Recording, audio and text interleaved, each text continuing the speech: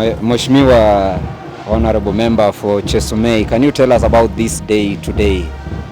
Thank you very much. Wilson Kogo is my name, Member of Parliament, Chesumei constituency. Today we have an education day for Chesumei constituency. And in an education day, we celebrate our achievements for the previous year, as we also challenge ourselves on the need to even put in more effort for the sake of this year and even into the future. And what is the scope of the achievements you are looking at? Academic? We are looking at academics, achievements in academics, as well as in the area of talents. Okay. You remember this time round, our country is focusing on CPC, which appreciates not only the academic part of it, but it also appreciates the blessings our children have had in terms of their talents. So we are appreciating that today. Looking at all their strengths, those who are good in academics and those who are good in the other fields. Sports and music and everything else. And so this is the third edition. This is the third edition. We did it in 2018. Yes. 2019 we also did the same, and then we are here this time round again. And are you seeing any improvements since you began this idea of having an education day to appreciate them? In 2017 we were at position 4 when we were ranked as constituencies in academics, for example, in our county. But when we started sensitizing people along these lines of education day, we moved to position 1 in 2018, and we are also doing the same as we are talking today. And apart from that, it's not only in academics that we are position 1, even in sports, we are ahead by far. And so I would say there is a lot that has been done. This is the home of champions, and by the way, Eliud Kipchoge comes from here. Conseslus Kipruto comes from here. You can talk of the great champions in this in our country. And they come from Chesumei constituency. Maybe one more thing on 100% transition? 100% transition, funny enough, Chesumei is also leading.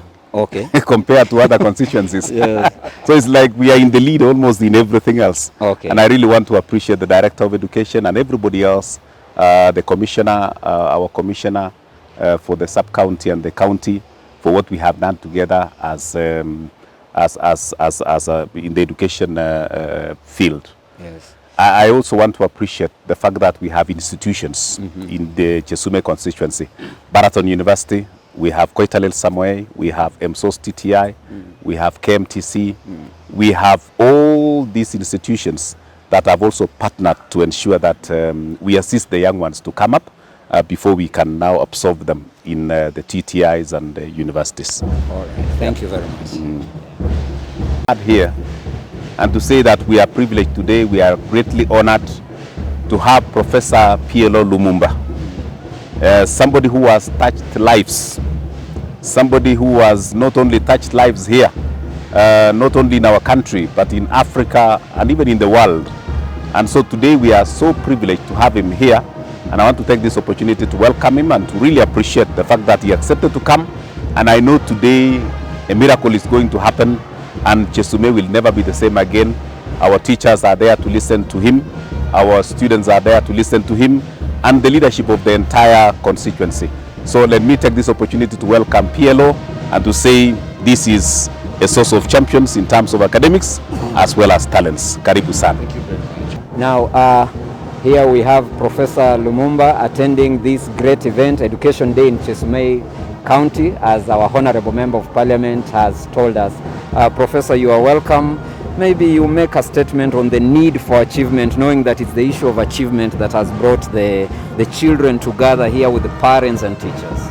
First, let me say how glad I am to have been invited by the Honorable Kogo, the Member of Parliament, and to have been received by Professor Misoi here at Koitalel University.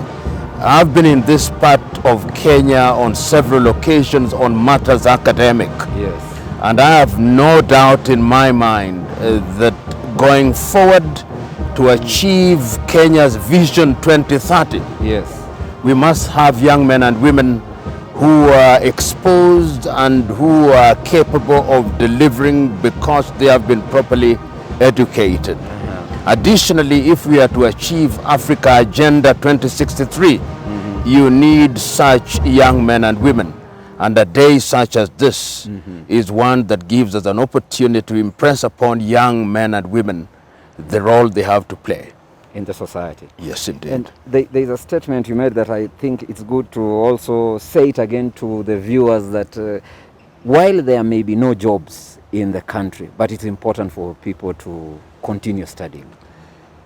You know, there is a sense in which many times we are obsessed with jobs, but the world is now looking for young men and women who can innovate and invent, and who themselves are capable of creating opportunities for others.